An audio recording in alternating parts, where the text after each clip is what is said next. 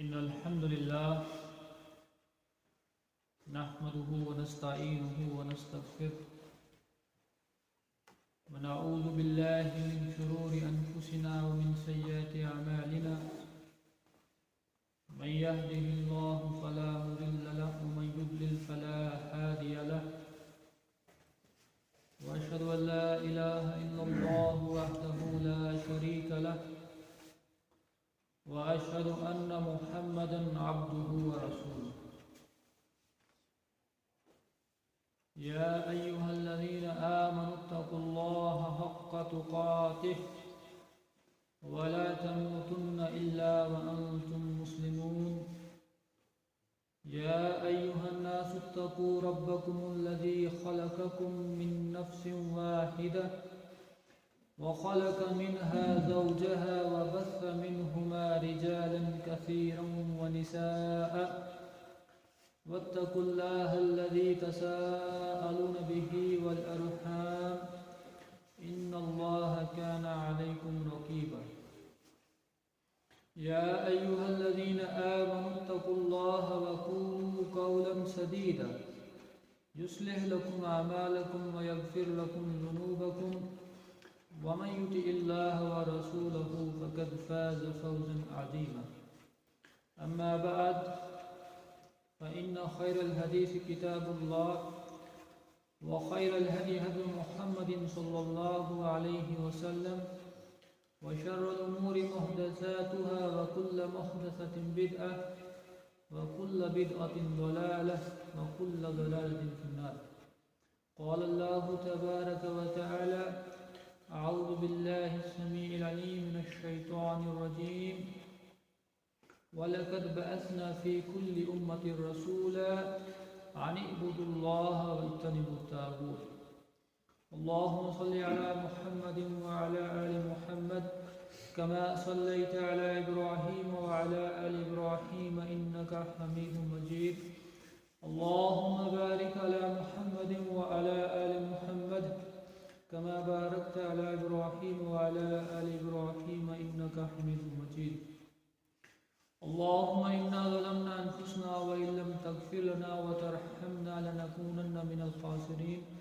اللهم أعنا على ذكرك وشكرك وحسن عبادتك اللهم لا مانع لما أعطيت ولا مؤتي لما منعت ولا ينفع ذا الجد منك الجد اللهم إنا نسألك الجنة ونعوذ بك من النار اللهم إنا نسألك الجنة ونعوذ بك من النار اللهم إنا نسألك علما نافعا وعملا متقبلا ورزقا طيبا ربنا آتنا في الدنيا حسنة وفي الآخرة حسنة وقنا عذاب النار رب اشرح لي صدري ويسر لي أمري واحلل عقدة من لساني يفقهوا قولي ربي زدني علما سبحانك لا علم لنا إلا ما علمتنا إنك أنت العليم الحكيم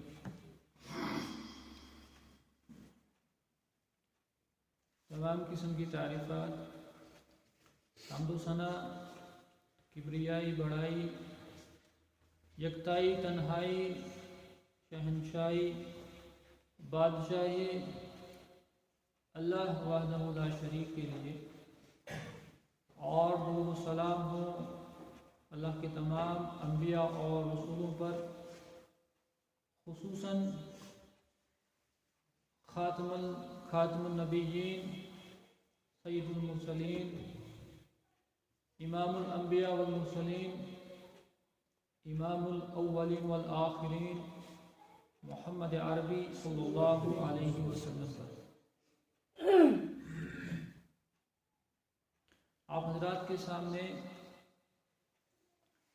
قرآن مجید کی آیت میں نے دوران خطبہ تلاوت فرمائی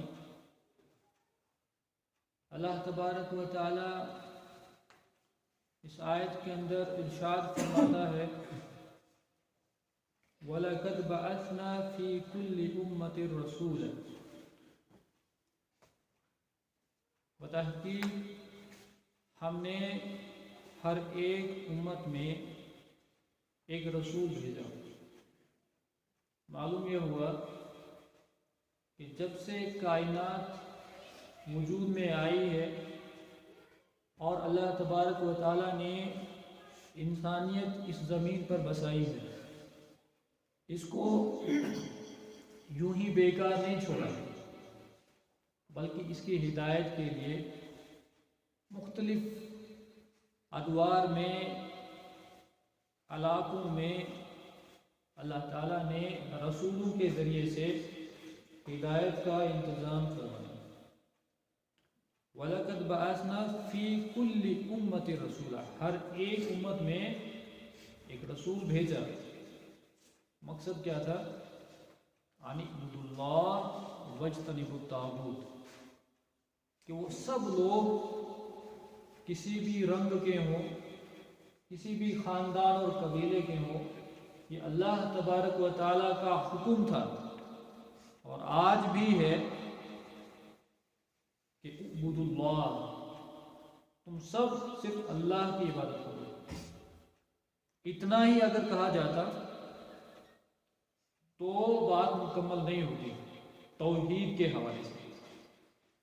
ہم سب کہتے ہیں اللہ کی عبادت کرو، لیکن اصل جو ہے اللہ کی عبادت کے حکم کے ساتھ ساتھ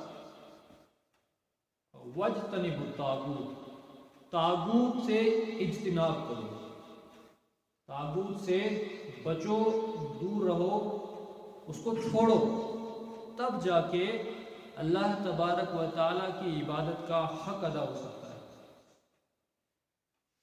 تو یہاں پر کیا ہے؟ طاغوت سے اجتناب کرنا، گویا کہ اللہ کے ساتھ شریک نہیں ٹھہرانا، اور جب تک آدمی طاغوت سے نہیں بچتا اس کی توحید مکمل نہیں ہے۔ طاغوت کیا ہے؟ طاغوت کے حوالے سے امام مالک رحمہ اللہ فرماتے ہیں، طاغوت سے مراد ہر وہ چیز ہے، طاغوت سے مراد ہر وہ چیز ہے کہ جس کی عبادت کی جائے یا جس کی لوگ عبادت کرتے ہیں سوائے اللہ کے، یعنی معبود حقیقی کے علاوہ جتنے بھی معبود باطلہ ہیں وہ سب طاغوت ہیں۔ اب کوئی کسی انسان کی عبادت کرے، کسی پتھر کی کرے، پیڑ کی کرے، سورج چاند کی کرے، اولیاء کی کرے، فرشتوں کی، رسولوں کی، کسی کی بھی عبادت کرتا ہے اللہ کے علاوہ، وہ سب طاغوت ہے۔ طاغوت سے اجتناب کرنا یہ توحید کی تکمیل کے لیے ضروری ہے، اور اس میں بہت ساری شکلیں ہیں۔ ایک طاغوت آج کے دور میں خاص کر اگر نوجوان طبقے کے اندر ہم دیکھتے ہیں، وہ کیا ہے؟ وہ ہے مرضی، میری مرضی، میرا جو جی چاہے، مجھے جو اچھا لگے میں وہی کروں گا، میں وہی مانوں گا، وہی میرے لیے ٹھیک ہے۔ ایک طرف اللہ اور اس کے رسول کی بات ہو اور دوسری طرف اس کی مرضی، اس کی چاہت، اس کی خواہش، یہ بھی ایک معبود کی شکل ہے۔ جیسے اللہ تبارک و تعالیٰ نے قرآن مجید کے اندر ارشاد فرمایا، اَرَأَيْتَ مَنِ اتَّخَذَ إِلَٰهَهُ هَوَاهُ، اے نبی صلی اللہ علیہ وسلم، کیا تو نے نہیں دیکھا من اتخذ، جس نے بنایا الہہ، اپنا معبود، ہوا، اپنی خواہش کو، اپنی چاہت کو جس انسان نے اپنا معبود بنایا، تو یہ کیا ہے؟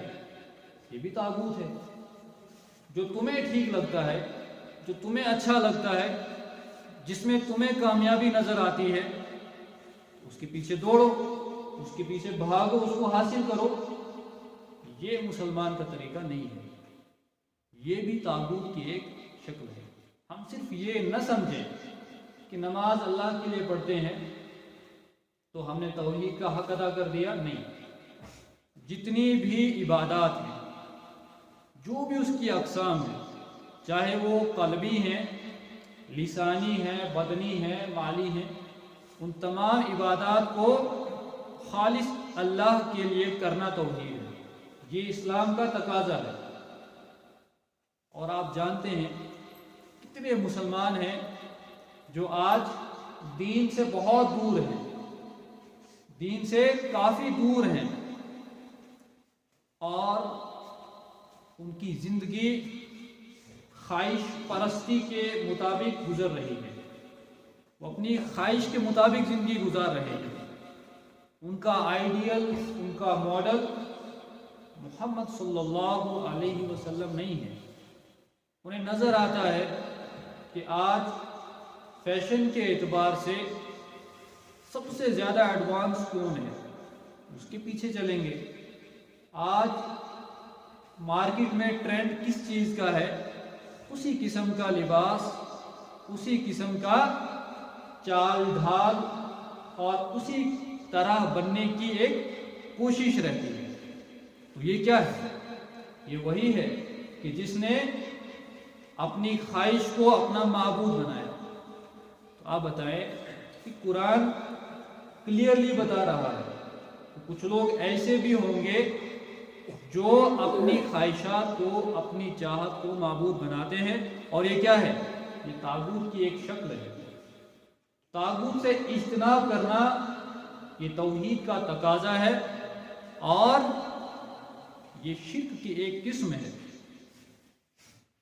تو لہٰذا تمام قسم کی عبادات اللہ تبارک و تعالیٰ کے لیے خاص کی جائیں، اور طاغوت کی جو بھی اقسام ہیں ان تمام سے اجتناب کیا جائے، کیونکہ آیت کے اندر اللہ تبارک و تعالیٰ نے ارشاد فرمایا ہم نے ہر ایک امت میں ایک رسول کو بھیجا ان اعبدوا اللہ، تاکہ سب لوگ اللہ کی عبادت کریں، اور کیا ہے؟ واجتنبوا الطاغوت، طاغوت سے اجتناب کریں۔ ہم جب کلمہ پڑھتے ہیں اشہد ان لا الہ الا اللہ، میں گواہی دیتا ہوں اللہ الہ، پہلے نفی ہے کہ کوئی معبود نہیں ہے الا اللہ، مگر اللہ تبارک و تعالی۔ تو یہ توحید کی تکمیل ہے کہ دونوں چیزیں اس میں شامل ہیں، نفی تمام چیزوں کی، جو بھی مخلوقات ہیں، جو بھی معبودوں کی شکلیں ہیں، تمام کا وہ انکار کرے۔ لیکن انکار کرنے سے مسلمان نہیں بنتا، الا اللہ، مگر اللہ معبود ہے، وہ اللہ کو معبود جانتا مانتا ہے، اور اس کا ثبوت اس کی زبان نہیں ہے، اس کی زندگی ہے۔ اس کا دن دیکھا جائے، اس کا صبح دیکھا جائے، اس کا دوپہر دیکھا جائے، اس کا شام اور رات دیکھا جائے کہ کیا وہ اللہ تبارک و تعالیٰ کے معبود ہونے کا حق ادا کر رہا ہے۔ اگر واقعی وہ مانتا ہے کہ میرا معبود اللہ ہے، تو پھر اس کا سر اللہ کے آگے جھکنا چاہیے، پھر اس کا قیام، اس کا کھڑا ہونا اللہ کے آگے ہونا چاہیے، کہ وہ اس چیز کا اعتراف کرے کہ تو میرا رب ہے، اور میں تیرے سامنے کھڑے ہونے کے لیے مسجد میں آیا ہوں، یا نماز کی شکل میں کھڑا ہوں۔ نماز قیامت کے دن کو یاد دلاتی ہے کہ جب انسان محشر کے روز اللہ تبارک و تعالیٰ کے سامنے کھڑا ہوگا، جب وہ نماز میں قیام کی حالت میں ہوتا ہے، اور اس کے لیے کچھ بولنا، ادھر ادھر دیکھنا، کسی سے بات کرنا سب حرام ہے، اور اس کے دل کے اندر یہ احساس ہو کہ میں اپنے رب کے سامنے کھڑا ہوں، اور ایک دن آئے گا کہ جس دن میں کھڑا ہو کر کے اپنی پوری زندگی کا حساب اللہ تبارک و تعالیٰ کو دوں گا، اور جیسی میری زندگی ہوگی ویسا ہی میرا انجام ہوگا۔ زندگی میں اللہ کے سامنے اگر وہ کھڑا نہیں ہوا، اس کو احساس نہیں آیا اس چیز کا کہ میں رب کی ربوبیت کو مانوں، اس کا اظہار کروں، تو پھر قیامت کے روز اللہ تبارک و تعالیٰ کے سامنے وہ کیا منہ لے کر کے کھڑا ہوگا۔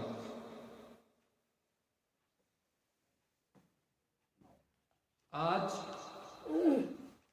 توحید اور اس کے ساتھ ساتھ شرک کے حوالے سے اکثر باتیں پچھلے خطبات کے اندر بھی بیان کی جا چکی ہیں۔ اب ایک اہم نقطہ ہے کہ توحید کے بعد یا رب کی عبادت کے بعد دوسری اہم چیز کیا ہے، اور اللہ تبارک و تعالیٰ کے حقوق کے بعد سب سے زیادہ حقوق کس کے ہیں؟ اللہ تبارک و تعالیٰ نے ارشاد فرمایا وَقَضَىٰ رَبُّكَ أَلَّا تَعْبُدُوا إِلَّا إِيَّاهُ وَبِالْوَالِدَيْنِ إِحْسَانًا، کہ تیرے رب نے فیصلہ کر دیا ہے۔ ابن عباس رضی اللہ تعالی عنہ فرماتے ہیں کہ وہ قضا کا مطلب یہ ہے کہ وہ امر، تیرے رب نے حکم دیا ہے کیا؟ اللہ تعبدوا الا ایہ۔ دیکھیے انداز کیا ہے، یہاں پر یہ نہیں ہے کہ انت عبد اللہ، کہ تم اللہ کی عبادت کرو، نہیں، اللہ تعبدوا الا ایہ، کسی کی عبادت مت کرو، صرف اسی کی عبادت کرو۔ یہ اللہ تبارک و تعالیٰ کا حکم ہے کہ شرک سے بچو، توحید کو اختیار کرو، اور اس کے ساتھ ہی وَبِالْوَالِدَيْنِ إِحْسَانًا، اور اپنے والدین کے ساتھ حسن سلوک کرو۔ سب سے اہم چیز توحید ہے، اور آج انسان بلکہ مسلمان اس کے اندر بھی غفلت کے اندر پڑا ہوا ہے اور کوتاہی کا شکار ہے اور شرک کے اندر مبتلا ہے۔ اور دوسری بات، والدین کے ساتھ حسن سلوک کرو۔ اور جب ہم دیکھتے ہیں کہ ہمارا معاملہ والدین کے ساتھ کیسا ہے، یہ اللہ تبارک و تعالیٰ نے اس آیت کے ذریعے سے والدین کے حقوق یا ان کے ساتھ حسن سلوک کی اہمیت کو بیان کیا ہے کہ رب کی عبادت کے بعد اگر دوسری کوئی ذات ہے، عبادت نہیں لیکن حسن سلوک کیا جائے، وہ کون ہے؟ وہ والدین ہیں۔ دوسری جگہ اللہ تعالیٰ نے ارشاد فرمایا انشکر لی ولیوالدیک الی المصیر، میرا شکر ادا کر اور اپنے والدین کا، وَإِلَيَّ الْمَصِيرُ، اور ایک دن آئے گا کہ تم میری طرف لوٹے گا۔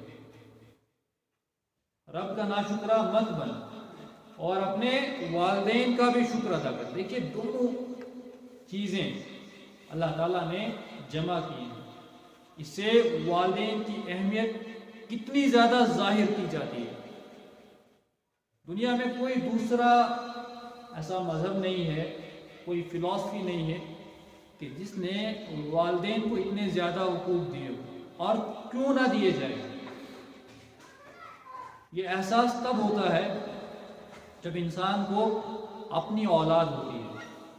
بچہ ماں کے رحم میں 9 مہینے تک لٹکتا ہے، اور اس کی تکلیف کا احساس اس ماں کو ہی ہوتا ہے کہ جس کے رحم میں یہ بچہ ہوتا ہے۔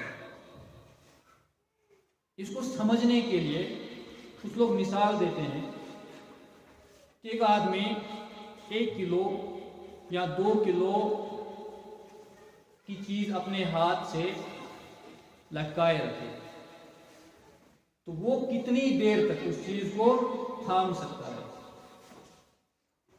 جب ماں کھڑی ہو تب بھی بچے کی وہی حالت ہوتی ہے، جب ماں بیٹھی ہو تب بھی وہی حالت ہوتی ہے، جب سوئی لیٹی ہو تب بھی وہی حالت ہوتی ہے۔ 9 مہینے تک لگاتار ایک بچے کو پیٹ کے اندر لٹکا کے رکھنا، اس کا احساس صرف ماں کو ہوتا ہے۔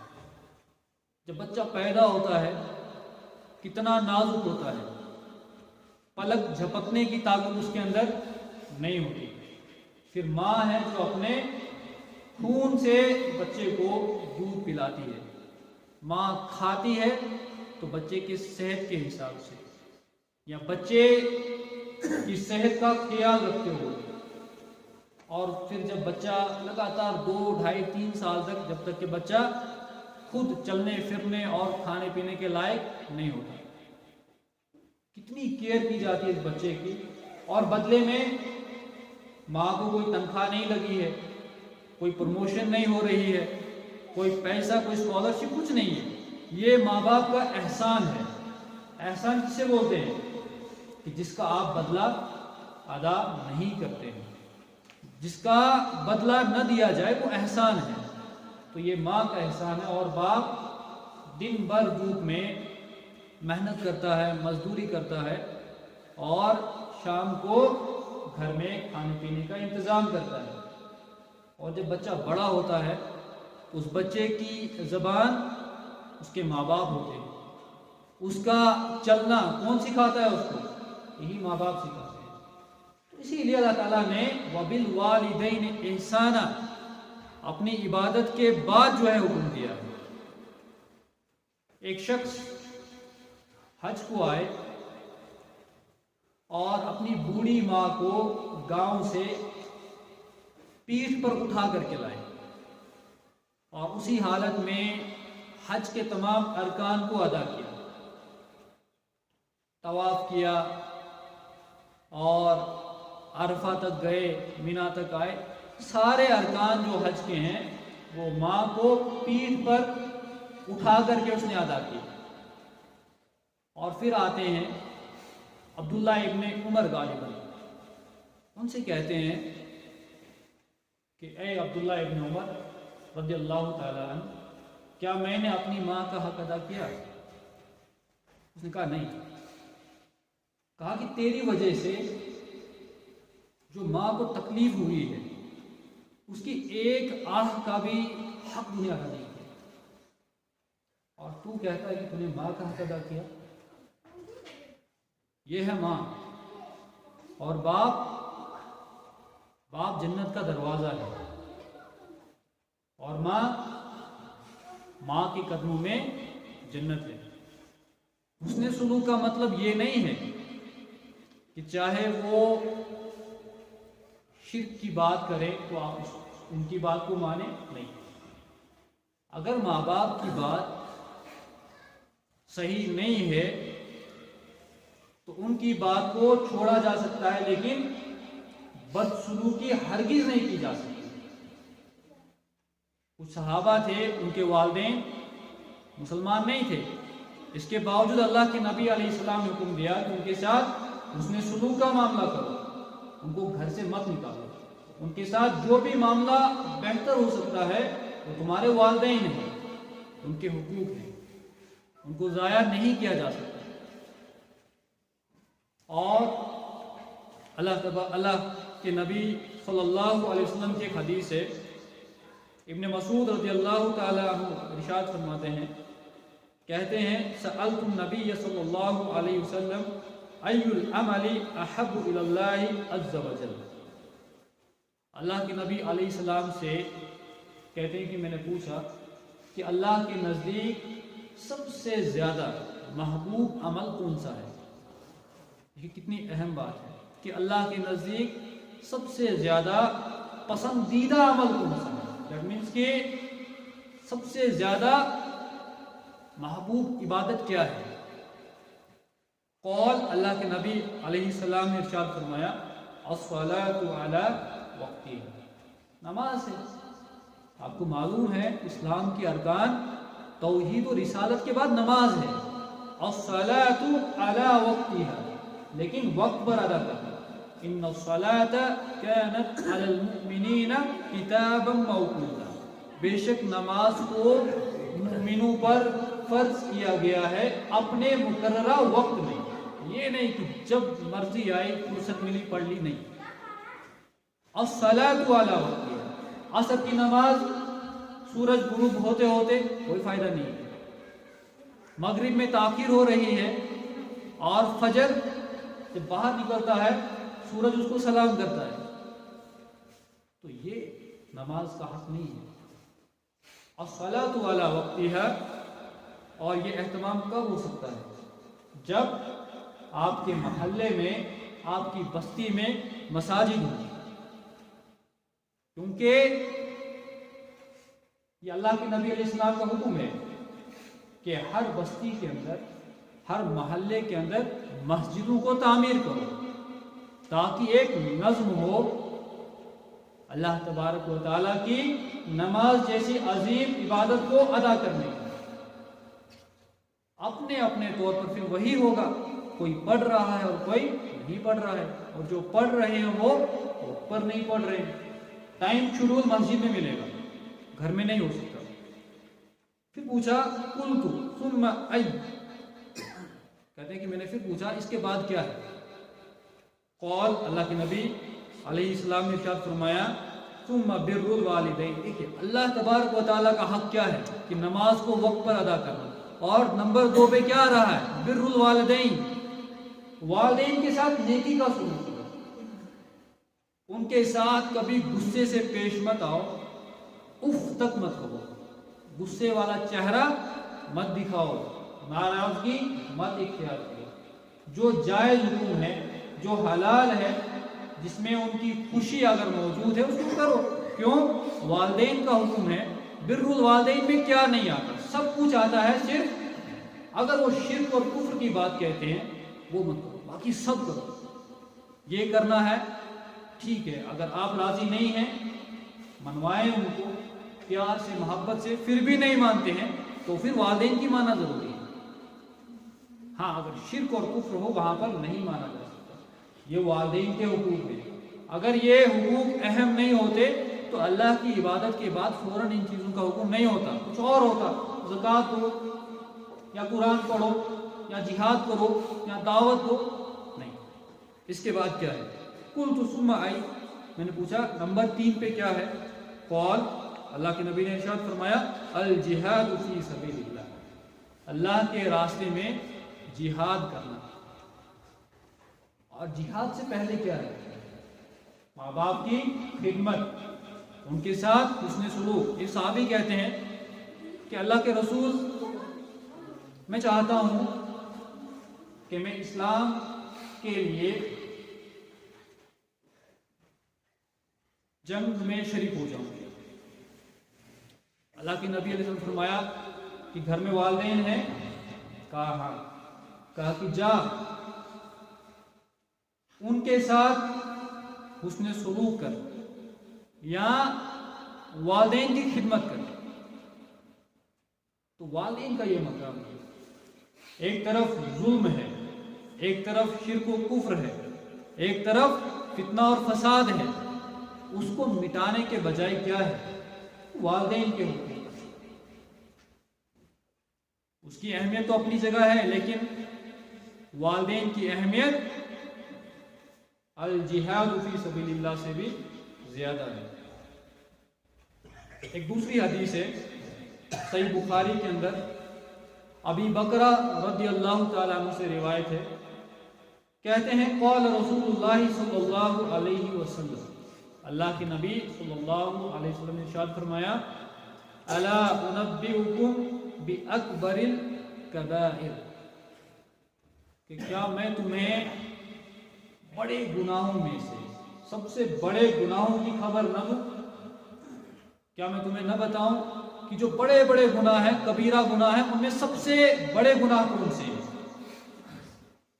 قلنا بلا یا رسول اللہ صلی اللہ علیہ وسلم، صحابہ بیٹھے تھے، کہا کہ ہاں ضرور فرمائیں آپ کہ اکبر الکبائر کون سے ہیں؟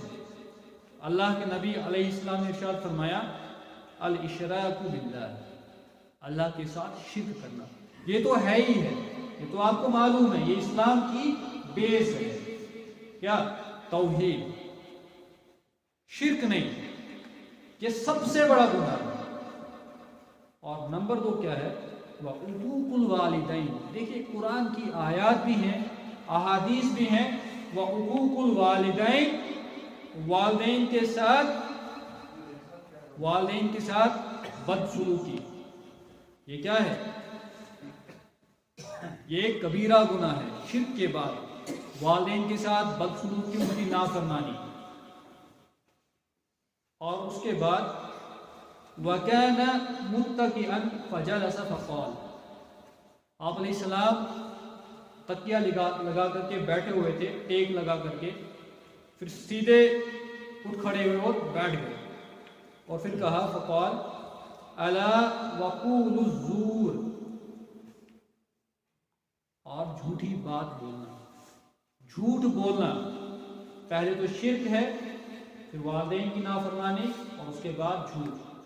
آج جھوٹ کہاں نہیں ہے، آج جھوٹ گھر میں بھی ہے۔ باپ بچے کو بولتا ہے کہ جاؤ بولو جھوٹ، گھر میں نہیں ہے وہ۔ آج تجارت میں جھوٹ ہے، آج حکومت اور سیاست میں جھوٹ ہے، آج بازار میں جھوٹ ہے۔ آج جھوٹ کہاں نہیں ہے۔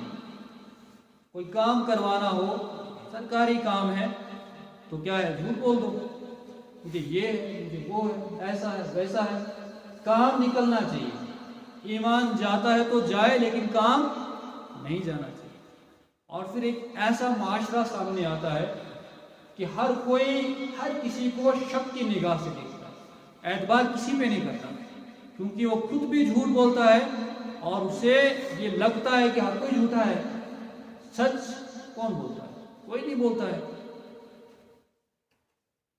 تو یہ جھوٹ آج کے اس دور کے اندر یہ کیا ہے، اکبر الکبائر ہے، بڑے گناہوں میں سے یہ ان کے سردار ہیں اور بہت عام ہے۔ اس کو بہت سارے لوگ حرام تو سمجھتے ہوں گے لیکن بہت معمولی سمجھتے ہیں، چلتا ہے، اس کے بغیر کام نہیں ہوتا ہے۔ لیکن اللہ کے نبی علیہ السلام نے یہاں پر خبردار کر دیا کہ یہ بڑے گناہوں میں سے ایک گناہ ہے۔ الا و شہادت الزور، اور جھوٹی گواہی دینا، جھوٹ بولنا، جھوٹی گواہی دینا۔ فما زال یکررها حتى قلنا لیتہ سکت، اور اللہ کے نبی علیہ السلام یہ کہتے گئے، جھوٹ بولنا، جھوٹی گواہی دینا، جھوٹ بولنا، جھوٹی گواہی دینا۔ اور صحابہ کہتے ہیں کہ ہم نے سوچا کہ کاش اللہ کے نبی علیہ السلام اب خاموش ہو جاتے۔ تو یہ بار بار ریپیٹ کرنا، اس کی کیا اہمیت، اس کا کیا مطلب ہے؟ اس کا مطلب یہی ہے کہ لوگ اس کو معمولی سمجھیں گے لیکن یہ معمولی بات نہیں ہے۔ تو لہٰذا یہ چار بڑے گناہ، اکبر الکبائر، الاشراک باللہ وعقوق الوالدین وقول الزور وشہادۃ الزور، شرک، والدین کی نافرمانی، جھوٹی بات بولنا، جھوٹ بولنا اور جھوٹی گواہی دینا۔ یہ حدیث صحیح بخاری کے اندر موجود ہے۔ ایک اور حدیث میں ابو ہریرہ رضی اللہ تعالی عنہ ارشاد بیان کرتے ہیں، قال رجل، کہ ایک شخص آیا، اس نے کہا، یا رسول اللہ صلی اللہ علیہ وسلم، اے اللہ کے رسول صلی اللہ علیہ وسلم، من احق الناس بحسن صحابتی، لوگوں میں سے سب سے زیادہ اس چیز کا حقدار کون ہے کہ اس کے ساتھ حسن سلوک کا معاملہ کروں، یعنی میرے بہترین سلوک کا حقدار سب سے زیادہ لوگوں میں کون ہے؟ میرے چھوٹے بچے ہیں، میرے ماتحت جو میری بیوی ہے وہ ہیں، میرے دوست ہیں، بھائی ہیں، کون ہے؟ والدین ہیں، کون ہے کہ میں جن کے ساتھ سب سے زیادہ بہترین سلوک کروں؟ قال، اللہ کے نبی علیہ السلام نے ارشاد فرمایا، امک، کیا ہے؟ تیری ماں۔ قال ثم من، اس آدمی نے کہا کہ اس کے بعد کون ہے؟ تو اللہ کے نبی نے کہا، امک، تیری ماں ہے، یہ نمبر 2 پر بھی کون ہے؟ تیری ماں ہے۔ قال ثم من، اس کے بعد اور پوچھا کون ہے؟ نمبر 3، بولا امک، تیری ماں ہے۔ اور ہم دیکھیں ذرا کہ ماں کے ساتھ ہم لوگوں کا برتاؤ کیسا ہے، کہ کیا ان کی بات کو مانا جاتا ہے، یا کوئی ایسی بات ہو کہ جو ان کو سمجھ نہیں آ رہی تو پھر ہم لوگ کتنا غصے میں اور طیش میں آ جاتے ہیں، یا کوئی ایسی بات ہے جو وہ منوانا چاہتے ہیں تو کیا ہم مانتے ہیں؟ بہت ساری چیزیں ہیں گھروں کے اندر، لیکن یہ ماں کا حق ہے۔ اور 3 مرتبہ فرمایا کہ سب سے زیادہ حسن سلوک کا حقدار اگر کوئی انسانوں میں سے ہے وہ تیری ماں ہے۔ قال ثم من، اور پھر پوچھا اس کے بعد کون ہے؟ قال ابوک، کون ہے؟ تیرا باپ ہے، جو ماں کے بعد باپ کا درجہ ہے۔ کیونکہ جن تکلیفوں سے ماں گزرتی ہے جسمانی اعتبار سے کمزور ہونے کے باوجود، تو حق تو یہی بنتا ہے کہ اولاد سب سے زیادہ حسن سلوک اپنی ماں کے ساتھ کرے، اور ماں کے بعد کسی اور کا حق نہیں ہے۔ اور لوگ کیا کرتے ہیں، شادی کے بعد ماں باپ کی چھٹی اور بیوی بچوں کے ساتھ زندگی گزارتے ہیں۔ بیوی بچوں کا بھی حق ہے، لیکن جو درجہ ماں باپ کا ہے اس کے مقابلے میں بیوی بچوں کے حقوق نہیں ہیں۔ کیوں؟ اس لیے کہ شرک کے بعد والدین ہیں۔ تو لہٰذا ہم لوگ کوشش کریں کہ اپنے والدین کو راضی رکھیں۔ اگر والدین راضی ہوں تو رب بھی راضی ہے۔ ایک ہی بات ہے کہ شرک اور کفر کی اگر وہ بات نہیں کرتے تو باقی سب ان کی بات ماننا ان کے حقوق میں سے ہے۔ اور ماں کے حقوق میں سے یا باپ کے حقوق میں سے یہ بھی آتا ہے کہ ماں کے جو بھائی بہن ہیں ان کے ساتھ ملاقات کی جائے، باپ کے جو بھائی بہن ہیں ان کے ساتھ ملاقات کی جائے، باپ کے جو دوست و احباب ہیں ان کے ساتھ ملاقات کی جائے۔ یہ کس کے حقوق ہیں؟ یہ ماں باپ کے حقوق ہیں۔ تو اللہ تعالی ہم سب کو قرآن و سنت کی روشنی میں جو تعلیمات دی گئی ہیں، خصوصاً ماں باپ کے حقوق کے حوالے سے، انہیں سمجھنے کی توفیق عطا فرمائے اور اپنی زندگی میں اپنانے کی توفیق عطا فرمائے۔ اللہ تبارک و تعالی جو لوگ پریشان حال ہیں، بیمار ہیں، گھروں میں، ہسپتالوں میں، اس مجلس کے اندر شفائے عاجلہ اور شفائے کاملہ عطا فرمائے۔ جو لوگ گزر چکے ہیں اللہ تعالیٰ عذاب قبر سے ان سب کی نجات فرمائے اور آخرت میں جنت الفردوس میں اعلیٰ مقام عطا فرمائے۔ اللہ تعالیٰ تمام نوجوانوں کو خصوصاً دین کی رغبت، دین کی سمجھ، دین کی فکر، دین کو اختیار کرنے کی توفیق عطا فرمائے۔ بارک اللہ لنا ولکم فی القرآن العظیم ونفعنا وإیاکم بالآیات وذکر الحکیم۔